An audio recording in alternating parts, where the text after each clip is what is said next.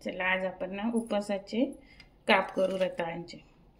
आधी सगळ्यात आधी हे वरचे साल काढून घेऊ आपण रताळ्याची, म्हणजे कसं आपल्यालाही चांगलं दिसतं ते आणि खायला पण चांगलं वाटतं। नंतर मग आपण स्वच्छ केलेले अगदी पांढरे शुभ्र आता आपण तूप टाकायचं त्याच्यात, शुद्ध तूप टाकायचं 2 चम्मच 3 चम्मच। ते थोडं गरम होऊ द्यायचं म्हणजे आपल्याला कढईला लागत नाही।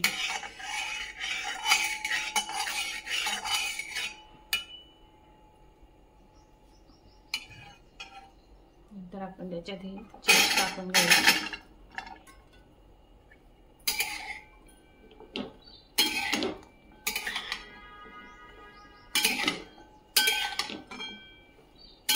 आता पूर्ण आपण असं एकत्र करून घ्यायचं।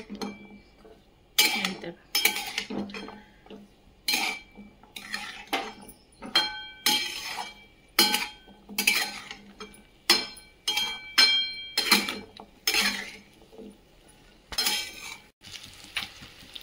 आता आपण काय करायचं, त्याला थोडं वाफवून द्यायचं।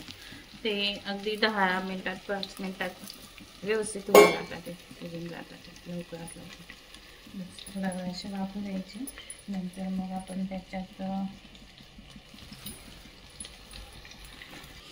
आता मी बदाम काजू घेतले, अगदी मोजून घ्यायचे 10-15 काजू घ्यायचे, मिक्सरमध्ये काढून घ्यायचे।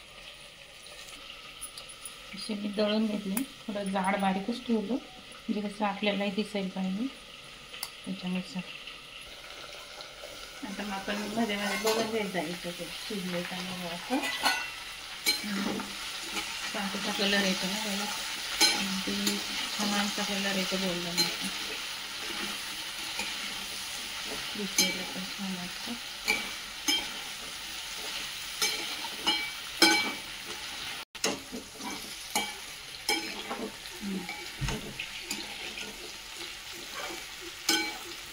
अशा पद्धतीने आपण ते बघून घ्यायचं, परत 1-2 वेळेस बघायचं मध्ये मध्ये, म्हणजे कसं ते कढईला लागणार नाही आणि त्याचा कलर पण छान येतो। गॅस अगदी मंद ठेवायचा, जास्त फुल पण नाही ठेवायचा। तसं आपण मध्ये बघून घ्यायचं। आणि हे रताळे शिजायला काही नाही, फक्त मोजून 5 मिनिटं लागतात, लगेच शिजून जातं। झालं अगदी व्यवस्थित। आता आपण त्याच्यात काय टाकायचं, काजू आणि बदामाची पावडर, वेलची वगैरे टाकता, पण ते उपवासाला चालत नाही, टाकता लोक। तसं मिक्स करून घ्यायचं पूर्ण वेलची,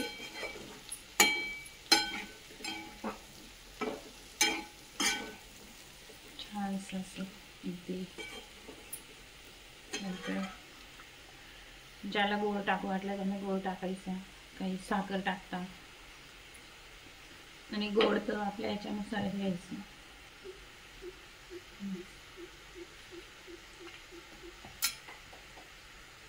तर ते कसं गुळाचे छान लागतं,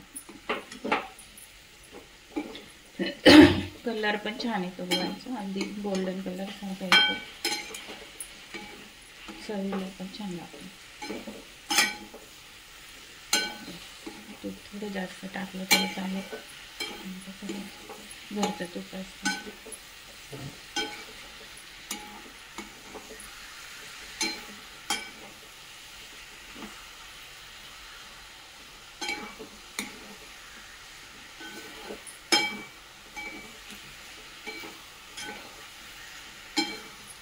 किती छान कलर आला, गोल्डनचा असं।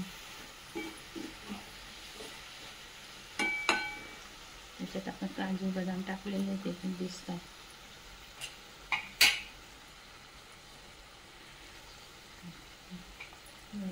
होतं चालत आता, ते छानसं आहे।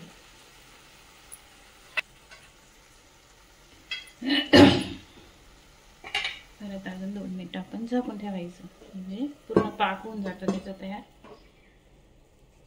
झालं।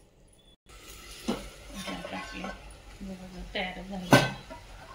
अगदी बघून घ्या कसे छान असे झाले आपले रताळ्याचे सार.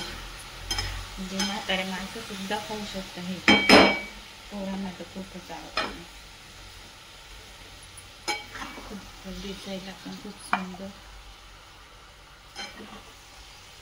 ते बघून घ्या.